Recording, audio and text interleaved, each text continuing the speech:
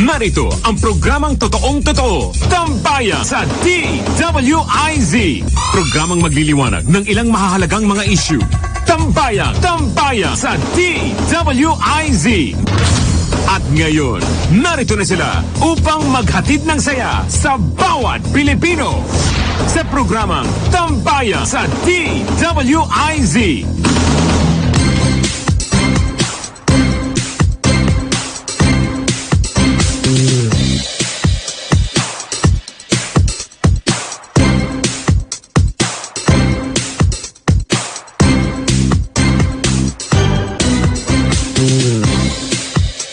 Magandang tanghali. Welcome to Tambayan.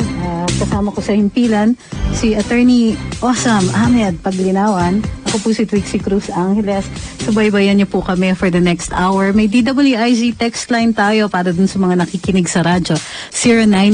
0918-350-2378. Ulitin po natin 0918-230 ay, malat. 0918-350-2378. Ulit, ha? 0918-350-2378. We're also on Facebook Live and on YouTube live streaming para dun sa mga nakikinig na sa ating FB. At saka sa YouTube, please don't forget to like and share. Ang topic natin for today, election-related concerns. Marami na po kasing nagte-text sa atin, nagsasend ng PMs, at saka nag-air ng concerns even in private pagka somehow na hijack kami somewhere. Tungkol dun sa mga napangyayari ngayon sa overseas absentee voting. Diba? What about that? Well, maraming concerns. For example, primary yung iba. Bakit daw sila by post nag-vote? Mm-hmm. Kasi ang concern nila is baka even if they send their ballot, their filled up ballot by post, wala silang kasiguruhan na mabibilang yon. So that's primary. The others naman, concerned sila kasi even if they do vote, kung nagkaroon ng voting center doon sa embassies nila, minsan hindi daw pinapakita na finifeed yung ballots into the counting machine. Okay. So, so what does that mean? Anong sinasabi nila dyan that the election is not happening for them, or that the agency that handles the election is cheating them? Yan na nga sabihin yan? What do you mean by these things? Pag nagre-reklamo, pag nakakatanggap tayo ng mga ganong klaseng reklamo, ang subtext na parang ang sinasabi nila, hindi ba dinadaya o kaya paano kami nakakasiguro na nabilang nga yan? Baka naman hindi nila bilangin o kaya baka iba ang i-feed sa VCM and all that. Okay. Well, maraming namang, I'm sure, maybe not everyone realizes this, but merong mga measures na written into the system, like meron kayong resibo, meron kayong pag pinost nyo yan, meron kayong I don't know if it is sent by registered mail. How do they do it? May resibo yan that you've already posted it. Or they can take pictures of, kung by post, ang advice ni Attorney Glenn Chong ay kunan nila ng picture yung kanilang mga balota bago nila i-seal sa envelope. Ibig sabihin, naisip yan ng mga naisip yan ng ating batas, okay? The law on elections as established by the Constitution and other statutes, mga batas, naisip na yan, hindi yan ngayon lang naisip at kayo lang ang nakaisip niyan. Na kayo lang ang nakaisip na, problema ito. Hindi, naisip na yan noon pa. And then, when they made the rules. Just because it's happening to you doesn't mean that it is happening to everyone. Yes. And finally, just because you can think of all these things doesn't mean that it will happen at all. Mm-hmm. Diba? We can worry about everything in our lives, especially of the future, because we don't know it. That's okay. But if you always think that way, then what will you do in your daily life? Wala ka nang gagawin. You will just spend all your time worrying about everything that you do not know, and therefore will result in your paralysis. It's not a good life to live kung ganyan. Isipin nyo na ang COMELEC, although merong maraming experience tayo in the past na mukhang merong badges of fraud and cheating and all that. Remember that the COMELEC is the only agency in this country that is allowed and that is permitted and it is empowered to handle elections.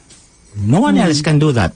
Yeah, not, So not that even if the we do not, president. if we do not trust the COMELEC, this is by the Constitution, diba? This is not by election. This is not by appointment by the president or any other idiot or demon in the government, but by the Constitution, by us, by every one of us, because we are the ones who promulgated the Constitution.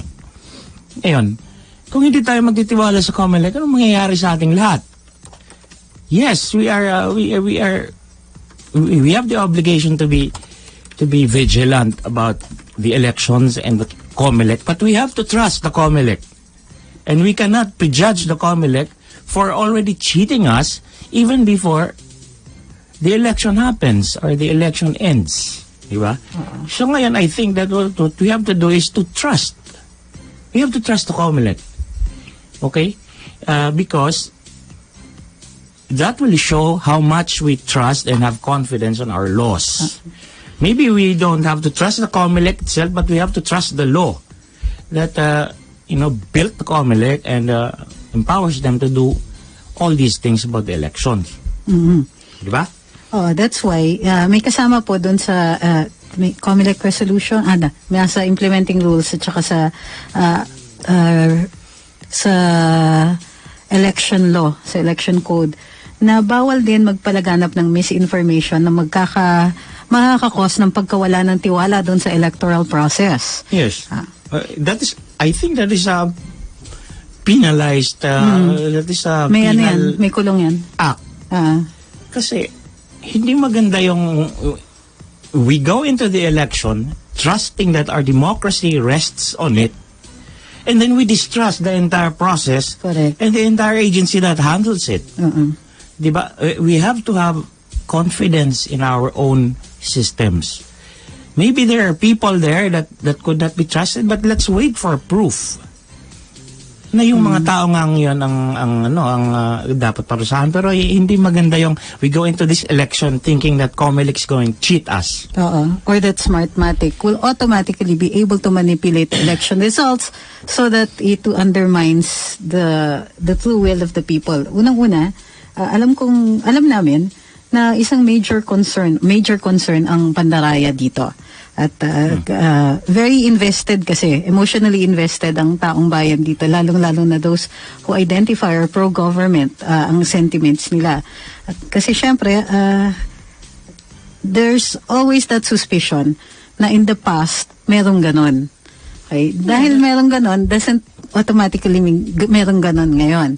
Yes. And even then, ito yung isang concern ko. Halimbawa, ang isang concern is yung supposedly, yung perception na nagamit yung Smartmatic doon sa pag-manipulate ng mga boto kung kaya't nanalo si Vice President Leni Robredo over Bongbong Marcos. So alam ko this is hanging over our heads. Andun din yung pagtestigo ni Attorney Glenn Chong tungkol dun sa kung paano nagagamit ang vote counting machines at saka yung entire system para ma-manipulate yung mga boto.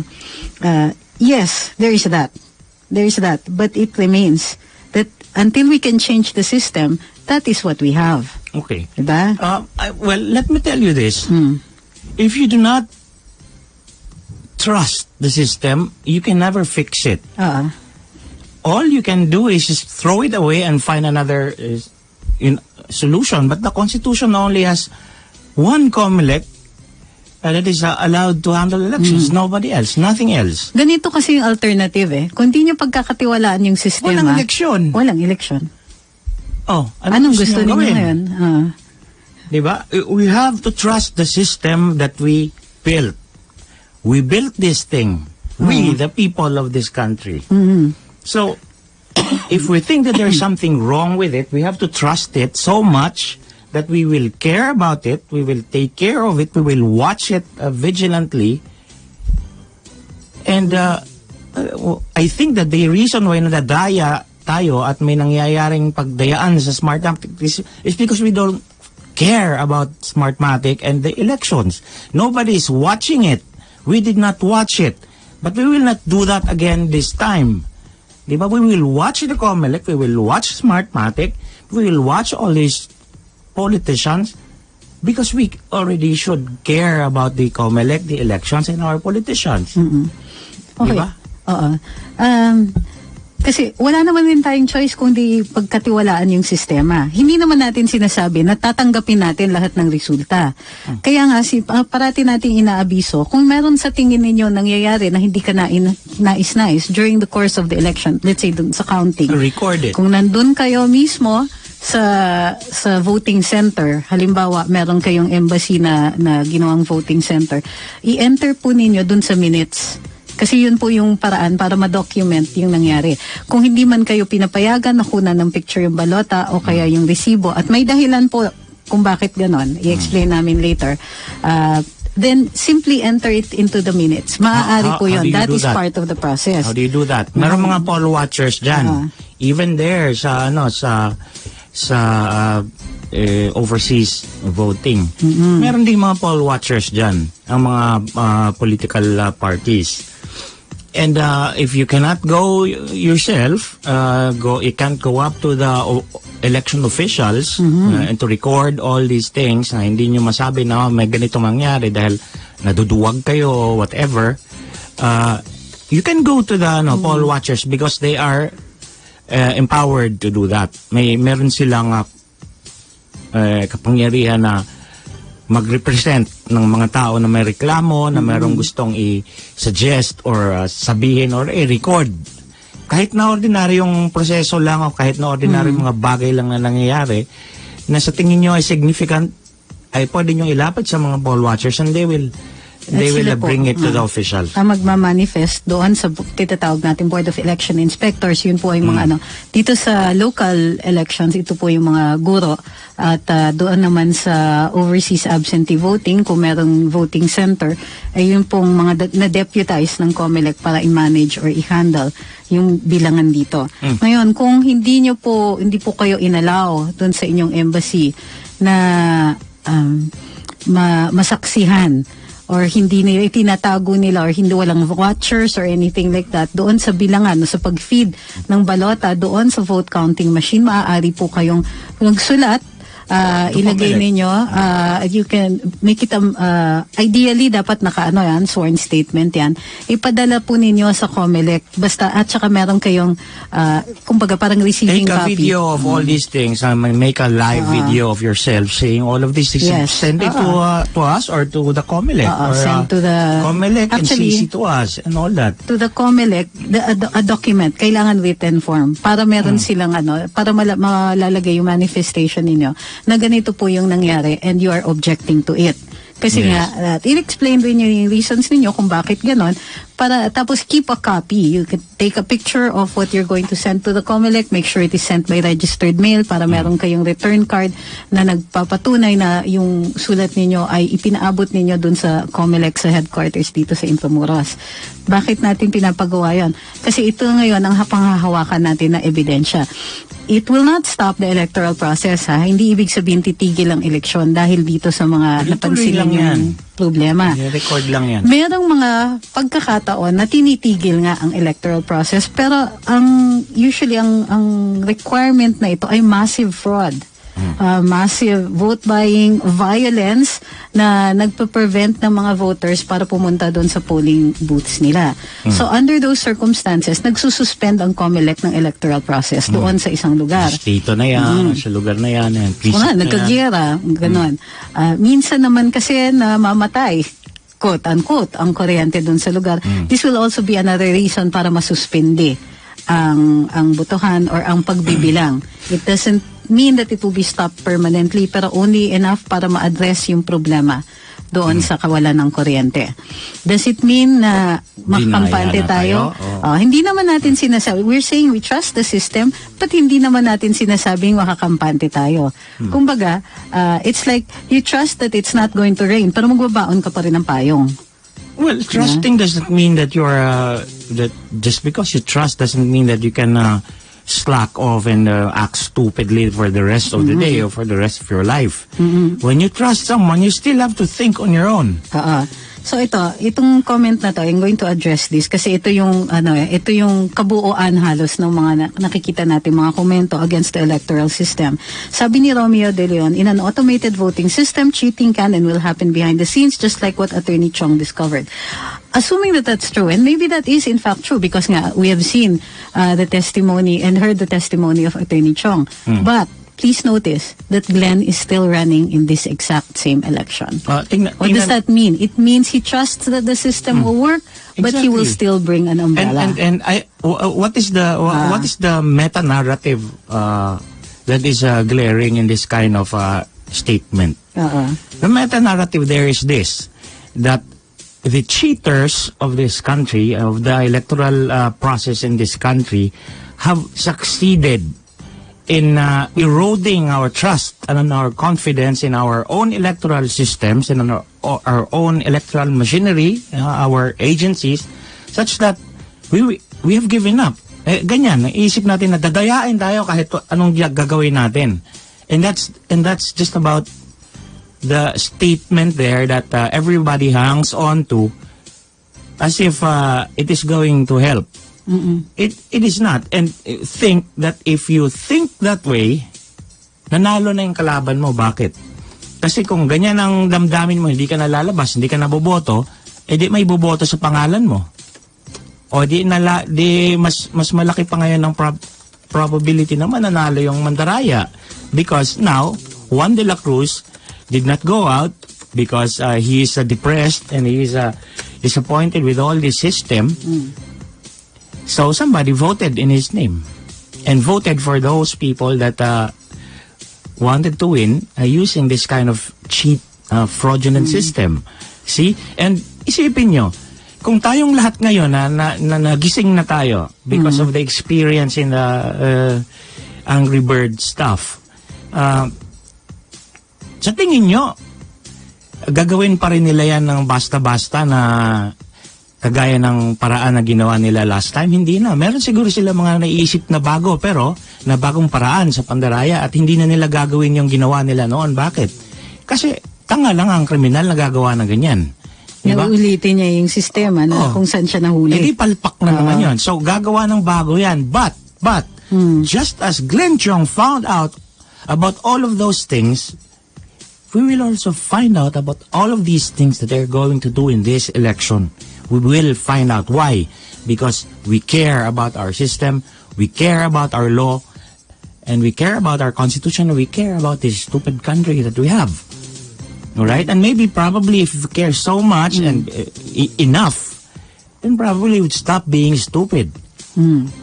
Kaya ito yung main concern namin ngayon is that paulit-ulit natin nakikita na sinasabi ng taong bayan na hala ganito ginawa, hala nag-cheat sila, hala walang nangyayari dahil may Smartmatic, o hala walang nangyayari kasi nakahalata na natin na yung pagkakagawa ng overseas absentee voting ay mukhang madali mandaya. Okay, so we dealt with that. Even if it's madali mandaya, doesn't necessarily mean may nadaya or madadaya. Second, like I said, there's no other way.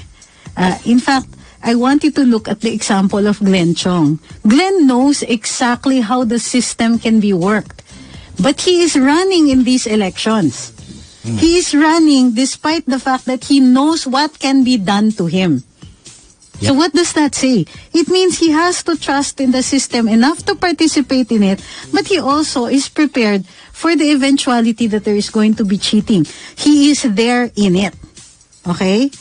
So, what does that mean?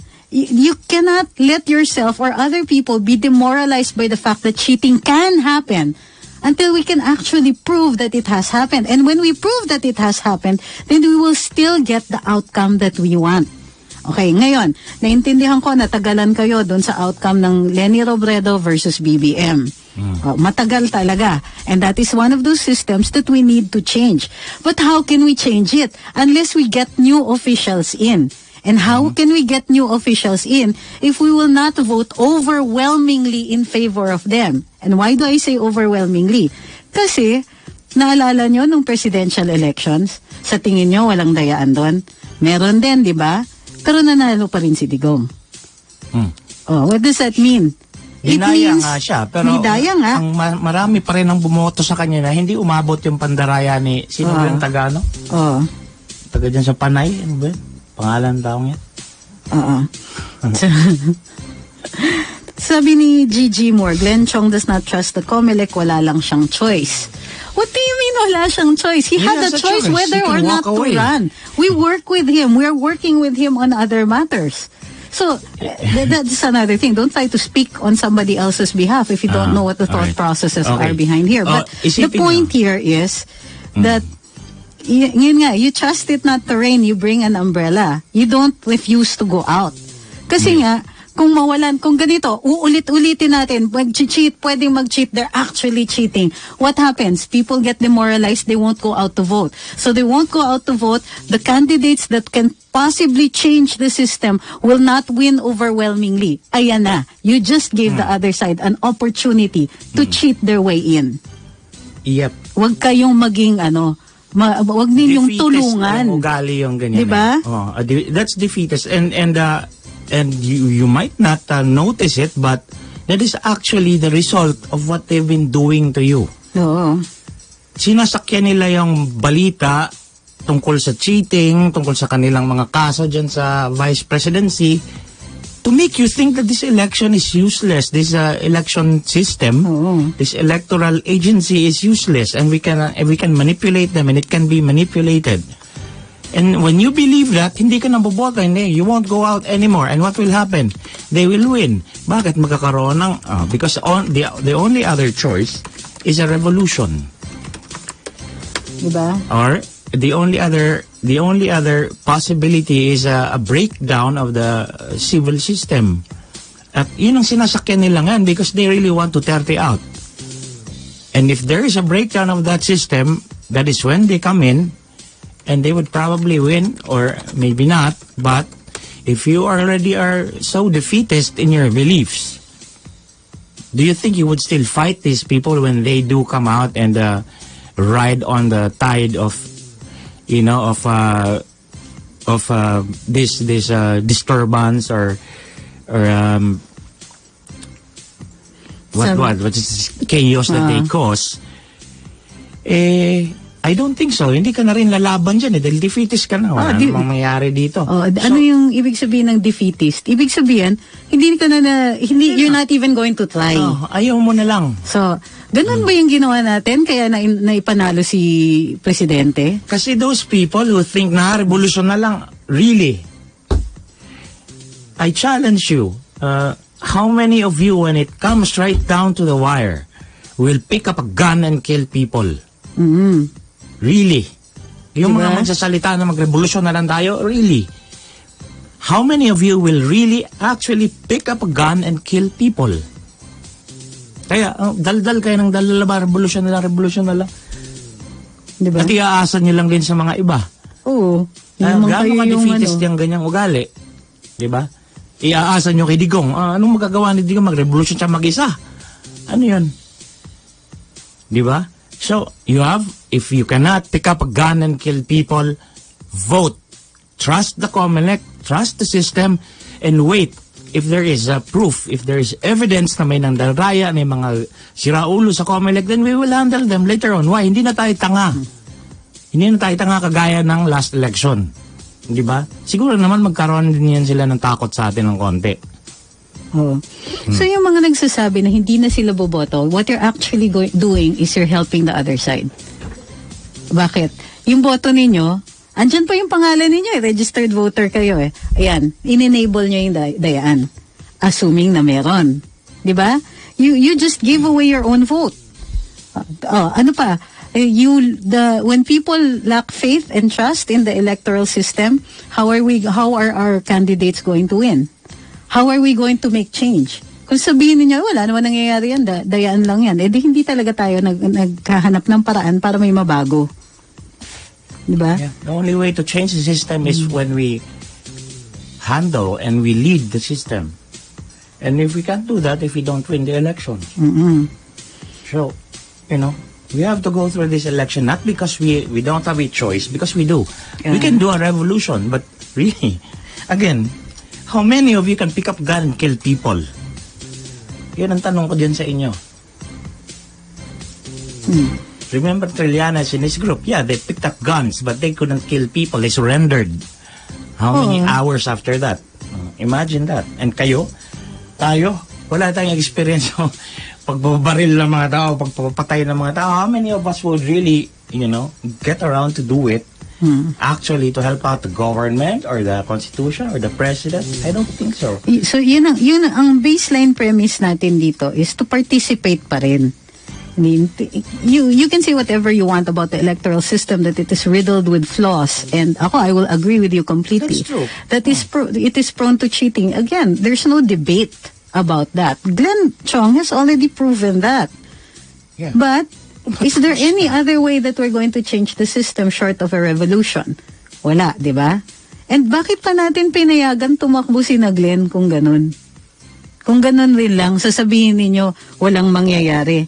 Why did we let them? And bakit yan, si Mocha at saka si Glenn ginugutom sila sa labas? Oo. So what are we doing here? This is all charades? Are we setting them up to lose? Let's not do that naman, di ba? But the baseline, we didn't say, hindi naman natin sinasabing walang smartmatic. Hindi rin natin sinasabing hindi natin ina-acknowledge yung cheating. That's why we're giving you these the things that you can do, so that we can document it. One is to enter into the minutes ask one of the watchers to enter into the minutes any problem that you see in the voting process. Number 2, kung by post ang inyong boto, kunan nyo ng picture yung boto ninyo. Okay? Number 3, check ninyo yung resibo ninyo kung sa voting center kayo nakaboto. Hindi nyo po maiuuwi ang resibo ninyo. Ulitin ko po yan. Hindi po ninyo maiuuwi yung resibo ninyo kasi ilalagay yan sa iba pang ballot box. Yan po kasi ang ginagamit para dun sa count, sa mga recounts. Okay. Yung pag-picture, merong mga OFWs that were talking about hindi sila pinapayagan na mag-picture ng kanilang resibo, okay, and their ballot before sliding it in. Bawal din kasi yan sa kahit doon sa manual na elections natin because it is a way of cheating. It's a way of vote buying. Bakit? Kasi kung pwede mo ipakita na bumoto ka nga sa mga taong to para ipakita mo doon sa nagbibigay ng pera doon sa labas na bumoto nga ako, akin yung pera. So no, it's being used as a system of vote buying. Kaya hindi yan pinapayagan. So yan, narinig nyo yan. Pati po yung mga resibo, hindi nyo pwede kunan ng picture kasi baka lumalabas na may nagka-vote buying at yun ang papakita nilang pruweba na bumoto sila ng ayon dun sa pagbibili ng kanilang mga boto. Kaya hindi yan pinapayagan. Nasa rules natin yan. See? So there are even all these measures that is in place. Diba? To handle all of these eventualities. So hindi ibig sabihin na ang batas natin ay walang kwenta. Ang ating ahensya na may hawak ng eleksyon ay walang kwenta. Meron siguro mga tao dyan na nabibili pero hindi lahat. And then eventually and finally as a final analysis, siguro mo yung mga walang kwentang Pilipino pero hindi rin lahat. Ang cute ng sinabi ni Vanny Natividad ninyo, umaasa ka ng pagbabago pero hindi ka naman bumoboto. Para ka lang umaasang manalo ng jackpot sa loto pero di ka naman tumaya. Yeah, that's something like that. Perfect analogy for me. Correct. Yeah, but there's I suppose there's nothing wrong and no cheating in lotto, but that's just me. I don't know. I don't do lotto. Hindi naman po rin lahat ng mga overseas absentee voting ay may problema. Naintindihan ko na meron may issue dun sa Hong Kong, and I understand na document naman po ang mga problema dito. Pero sa Riyadh mukhang walang problema. Sa Dubai, mostly sa mga Middle East na locations, wala silang nire-report na problema. At mataas po ang concentration ng voters doon. So wala, kumbaga, it's not widespread enough for us to be concerned na merong ganong klaseng kalaganap na cheating. Doesn't mean na walang cheating, but we still have to go out and vote. Parang lang din yan, yung pag-abroad para magtrabaho sa labas. It is not a breeze to go through. Hindi ganun kadali. Ang daming hirap na pinagdadaanan ng OFW para lang makapagtrabaho sa labas. Doesn't mean na hindi na lang din sila lalabas. Kasi ang dami pa rin lumalabas. Ang dami nare-rape doon, ang dami pinapatay ng kanila mga amo, pinaplansya at kung ano-anong ginagawa sa kanila. And they're still going there. Don't think of the elections as any less. Ganon din. May mga hirap, may mga challenges din tayo dito. But that doesn't mean na wag na lang din natin gawin to. Kasi parte din to ng buhay natin. Parte ng kalayaan natin. So, ayan. Sabi ng iba, I'm dealing with the more specific questions eh. Teka, so ito si kay Sonia, valid naman yung concern niya. Bakit ang mga walang kalaban-laban na botante? Oy ma'am, excuse me, yung pagboto mo laban yun. Na botante ang pinananawagan nyo. Pero di nyo pinananawagan ng mga candidates na nagbabayad sa sindikato. Sa tingin nyo, pag pinananawagan namin, titigil sila? Talaga? Panawagan din nyo na magsumbong sa publiko kung may nag-aalok sa inyo, kung may nahuhuli. Hindi ba yung pag nag-aalok sa inyo, di yung botante din po yung magsusumbong. O di kayo, sa kanila talaga ang panawagan, di ba? Kung may nahuhuli sa bypass ng otoridad, bakit walang may dignidad na nagsusumbong? Alam nyo, do not begrudge what we are saying because the only people to be blamed if we are cheated again is ourselves. We cannot blame the cheaters for cheating us. We can only blame ourselves. Us, the ordinary, regular voters, we can only blame ourselves. Sabi ni Gigi, hanggat may Jimenez sa COMELEC, walang credibility ang COMELEC. Ang problema kasi si Jimenez, Fox lang yan eh. Kung maghahanap talaga tayo ng pagbibintangan sa COMELEC, doon ako sa commissioners. Kasi salita lang yan siya. Yun na nga eh. Kaya lang minsan kasi sablay. Tama rin si Ma'am Gigi eh. Minsan kasi sablay eh. Yes. Sablay tama. Sablay si James eh. Pagka ano yan ha, taga dito sa DWIZ. May programa yan ng Sabado. Di ba si Professor Guanzon, si Bing. Okay. Matino naman siya. Sabi ni Ma'am Imelda Pabon, smooth na po ang botohan sa Hong Kong. First day lang daw po nagka-problema. So, posible din po yun na worried tayo on the first day. Yung pala medyo, syempre, unang araw, nangangamba pa rin. Pati yung mga nag-handle ng voting at saka yung mga botante. Yeah, no one can really realistically expect that the elections would go smoothly as like a wedding. Because this is dealing with almost all of the human beings in the Philippines. Di ba? Hindi nga natin maasikaso na maayos yung piyesta eh. Yun pa kaya na buong Pilipinas ang kailangan mong asikasuhin dyan. Please don't expect that it is like a happy wedding doon sa Forbes or something like that. Di ba? This is going to be really rough and chaotic. But if you just submit to this chaos, then you lose. Yun naman talaga.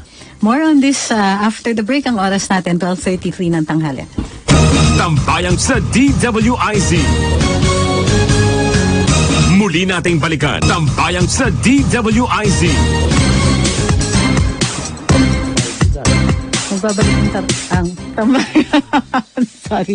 Magbabalik ang tambayan. Kasama pa rin sa himpilan si Attorney Awesome Ahmed Paglinawan. And we're still on... Sorry na ako doon.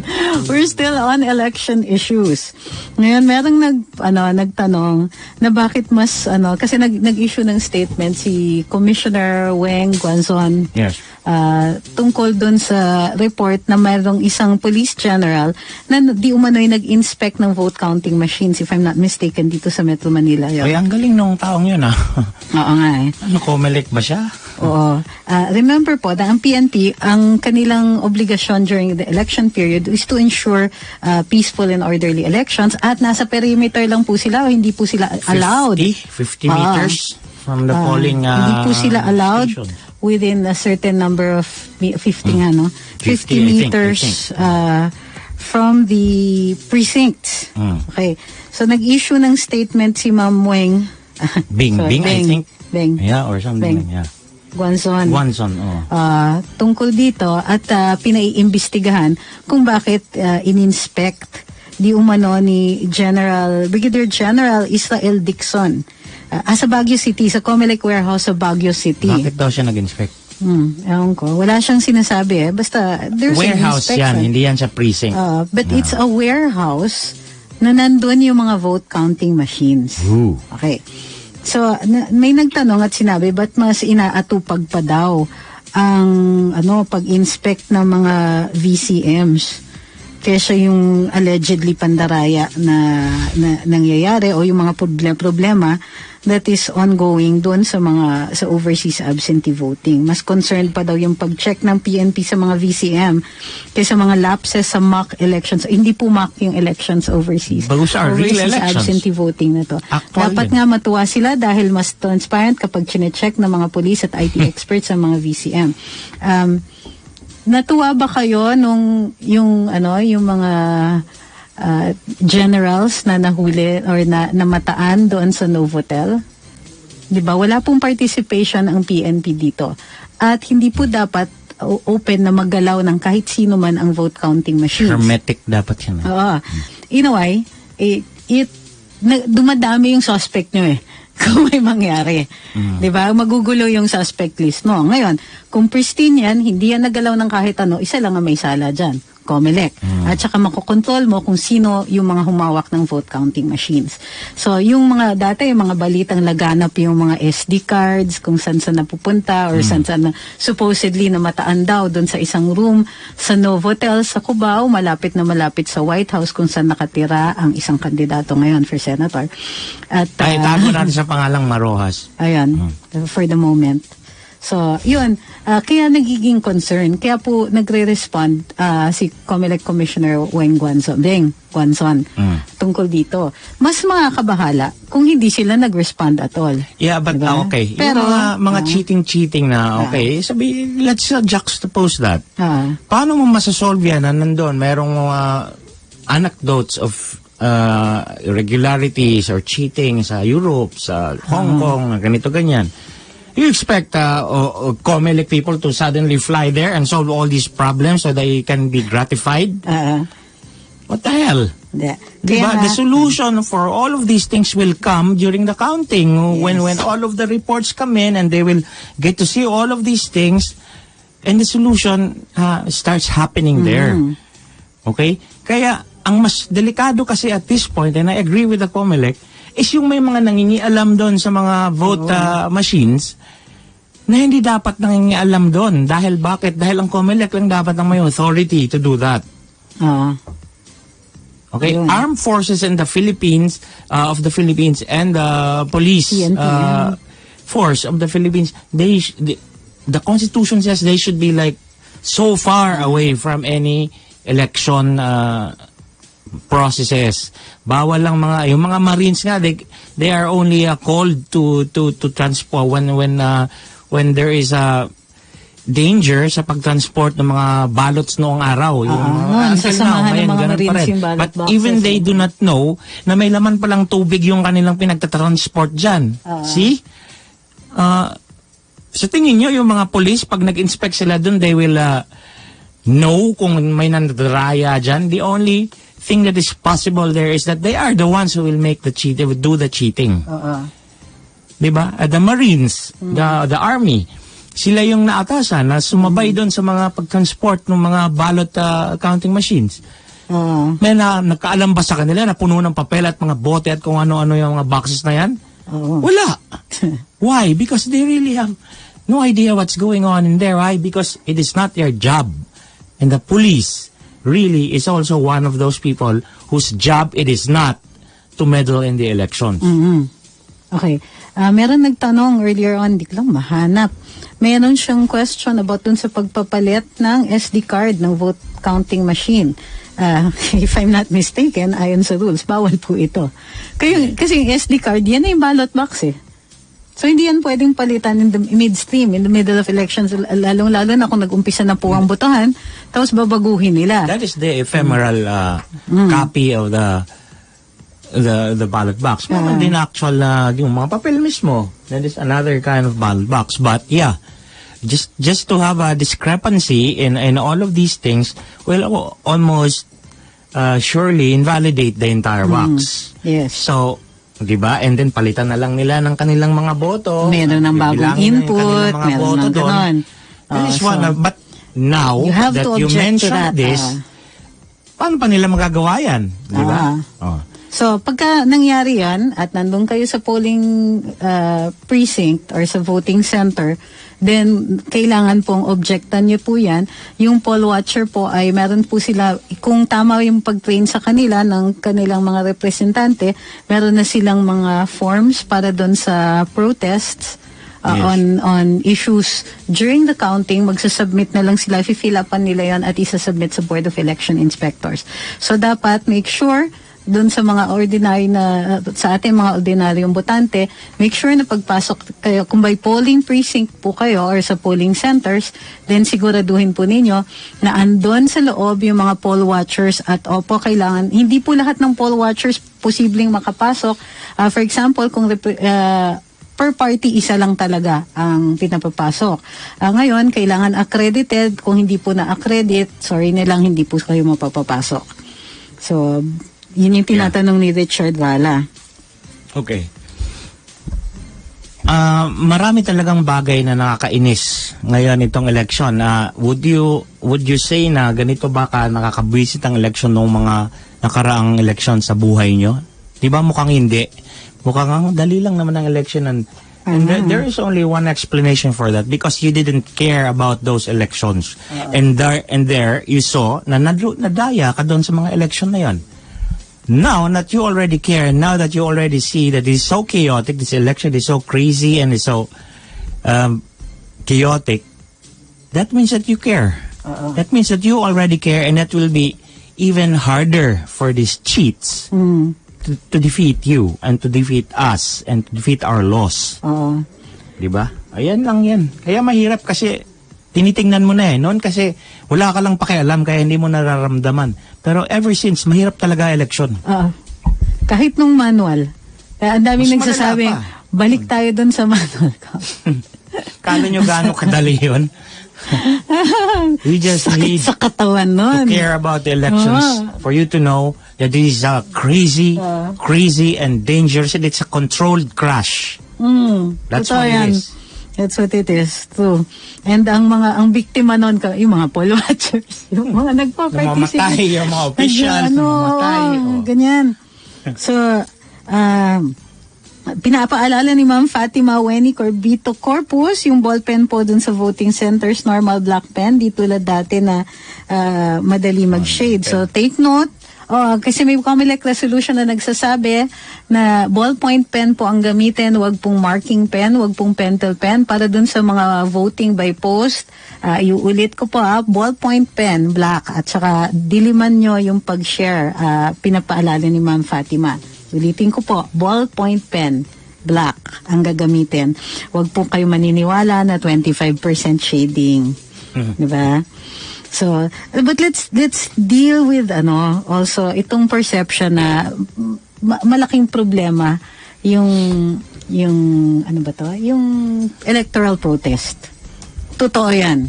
Yeah, it's been the bane of election lawyers and ever since. And also the candidates. Talagang mahirap din siya. It takes so much time, takes so much money, and the only reason why you are so frustrated about this case of Leni Robredo and Marcos is that you suddenly care about it. Yeah. Pero wag niyong iisipin na walang ganito noon. Meron. Mas marami pa nga noon eh. Mas malala pa. Ngayon, mas konti lang dahil dalawa na lang sila dyan nag-aaway-away. Well, how many of them? But noon, when law students study election law,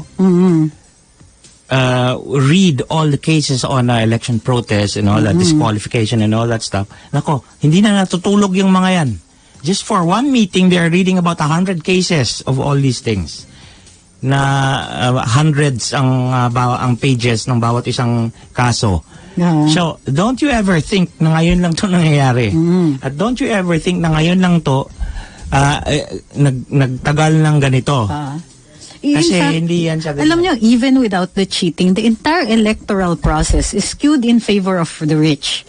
Halimbawa, may nagtanong, meron kasing isang candidate na ang surname Rojas, doon sa partido ng KDP at siya hindi po siya na-accredit ng COMELEC. So hindi lumabas yung pangalan niya doon sa final list of those running for senator. So dati, nung si Danny Lim was running for senator, naalala ko to, he was initially disqualified kasi daw incapable of mounting a campaign. So, isipin nyo, may rule ang COMELEC na kapag wala kang pera, di ka pwede tumakbo. Imagine that. Oh. So it is really skewed na para dun sa mga may pera. At sino lang ang may pera? Diba? The people who know how to work the system. Now, it's time for us to break that. At ngayon, ang pagkakataon natin, andito na. Kasi meron na tayong mga, more or less, nakakasiguro tayong mga kandidato na alam natin, because they're backed up by the president, ay nasa posisyon na para baguhin yung sistema. At kailangan makasiguro tayo na manalo sila at manalo sila overwhelmingly. So in order to get an overwhelming win, kailangan lahat tayo bumoto. 'Di ba? Lahat ng race tayo. Lahat ng pwede. That's yung right. Para dun sa mga boboto dito locally, you have to check kasi kung hindi po kayo nakaboto ng 2 national elections, consecutive national elections, baka wala na po kayo sa voters list. Kung nandoon kayo, huwag niyo nang questionin, okay? Kasi merong nagtatanong sa akin, Ma'am, hindi ako bumoto dun sa last election. Bakit nandito pa rin yung pangalan ko? Ma'am, bakit kayo bakit kayo nababahala? 'Di ba?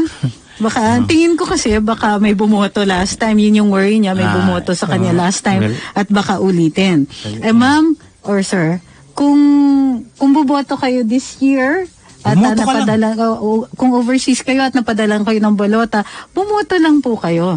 Basta huwag kang bumoto ng 2 beses. Oo. Bumoto ka lang ng 1 beses. Dayain. Okay na yun. Oo. So, sabi ni Romeo De Leon, again, Attorney Chong discovered the pre-election transmission. Hopefully, history will not repeat itself. Alam mo, sir, hope is not a strategy. So, kaya nga, ginagawa natin to. Uunahin natin, boboto tayo. Pangalawa, i-document natin lahat ng nakikita nating anomalya, malaki man o maliit. At tama po yung nagsasabi na i-report natin yung mga vote buying, yung mga incidents ng vote buying. May nakita tayo sa Facebook, di umano'y vote buying, nagbibigay ng pera. Alam nyo, posting on Facebook is not the same as filing a complaint. Kasi hindi rin naman pwedeng gamitin yung video na yon para dun sa isang complaint ng isang taong hindi nagkuha ng video na yon. But you can do that.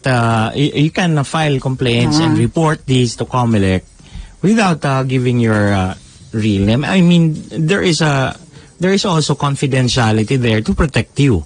Kasi the COMELEC also understands, as all of us do, na delikado. Bibigay mo ang pangalan mo dyan, delikadong mamamatay ka, nagpapatayan nga yung opposing parties ikaw pa kaya na hindi ka miyembro ng party, ang dali mong patayin, di ba? So, hindi rin naman ganun katangayo ang ating sistema at ang ating batas. May nag-iisip din sa kanila dyan pa konti-konti. And we have to trust those people who think the way they do, the way we do. Kasi, ang gusto lang din naman natin dito, why do we care so much about this election? Because we want the democratic system to go on. Yeah. We want the election system to go on. Diba? We just want it cleaned. Actually, I want you to rediscover the fight.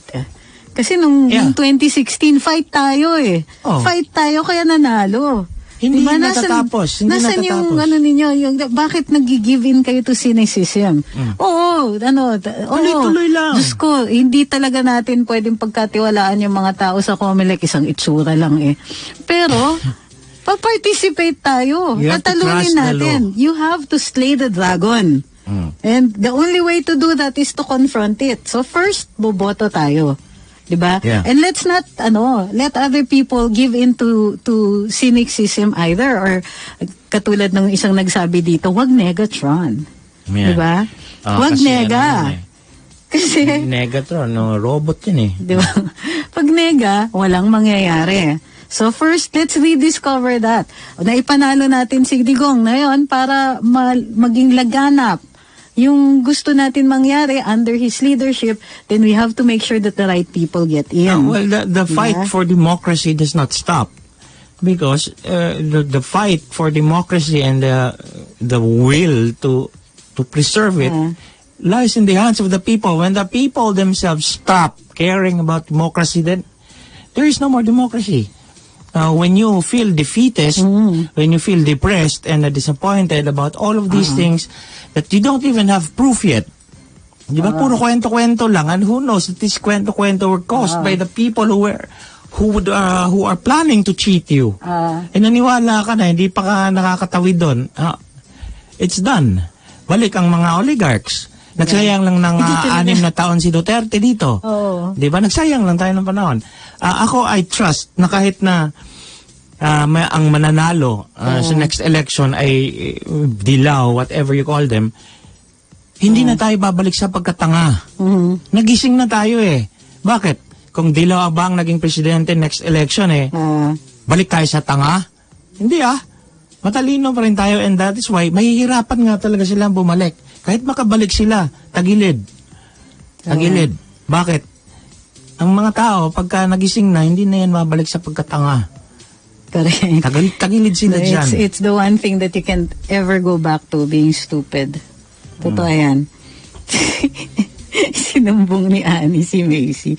Siya rediscover mo daw, sabi ni Ma'am Annie kay Macy. Sabi naman ni Macy, kung kaharap ko lang si Attorney Ahmed, baka nasampal ako. Hindi naman ako nanampal, nananapak lang. So, mas, I don't know if that's at good. At saka, kung sa pilahan lang yan, mauuna si Trillanes sa'yo. So, mahaba-haba pa yung pila na yan. Yan, si Trillanes. Okay yan siya. Sabi ni Ma'am Feli Eslava Judan, you're right. We have every right to complain if we cast our vote. Diba? So, ayan, rediscover ninyo. Ngayon, update. Umaariba, allegedly, ang 8. Pero ang initial polls, alam ko hindi kayo nagtitiwala sa mga surveys, pero dito sa last survey, out na daw po si Mar Rojas. Sana lang. Nag-out na siya, nagladlad? Ano ibig sabihin nito? Out na siya sa top 12. Ay. Pangit. Balitang yan. Yun.